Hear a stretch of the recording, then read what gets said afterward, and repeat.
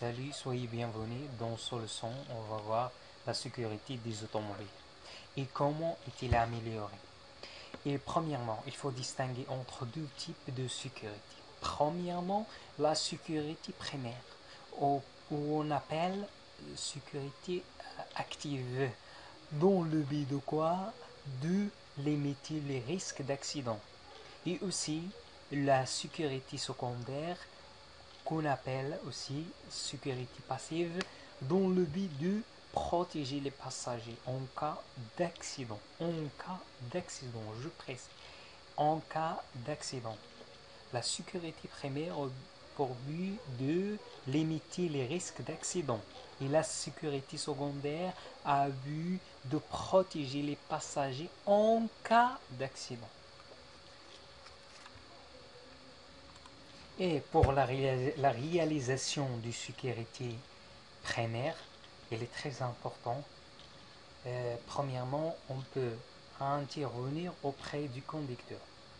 Et aussi, on peut réaliser des équipements de sécurité pour le véhicule. Premièrement, qui est très important, c'est intervenir auprès du conducteur.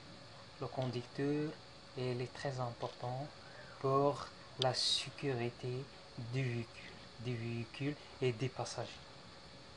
Il est très important. Premièrement, on lui conseille de ne pas prendre la route fatiguée, par exemple. On lui interdisant le conduite en état d'ivresse. Et aussi, on limite la vitesse. Et il y a beaucoup de conseils qu'on peut donner pour le conducteur.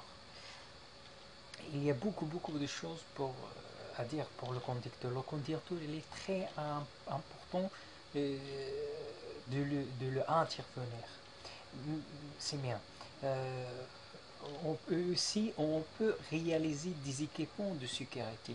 Par exemple, le freinage assisté, qui procure plus de précision tout en demandant moins d'efforts de la part du conducteur. Hein?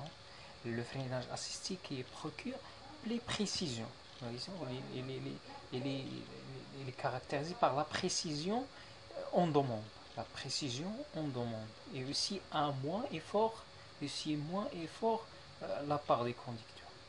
On touche la pédale et freine sur place. Et aussi, on peut les doubles circuits qui permet de conserver toujours un freinage, même en cas d'avarie sur un circuit. Et aussi l'anti-blocage, par l'anti-blocage. L'anti-blocage qui permet un freinage sur une distance plus courte et en ligne. Tout cela est très clair. Il diminue la distance de freinage. La distance du freinage. Et aussi, comme nous avons tous le savent, les pneumatiques sans chambre, grâce auquel le risque d'éclatement est presque nul. L'éclatement est presque nul. Les pneumatiques sans chambre. C'est bien. On pourrait aussi citer la direction assistée, les sièges ergonomiques, etc. On a dit que pour la réalisation de sécurité primaire qui est très important, il faut intervenir sur le conducteur par des conseils, limite de vitesse, ne conduit pas, l'état d'ivresse, ne prend pas la route fatigue quand il est fatigué.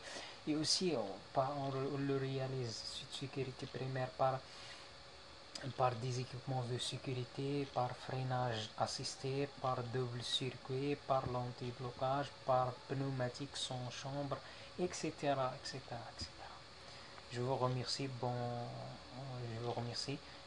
Encouragez-nous par j'aime, partagez la vidéo. Je vous remercie. À bientôt.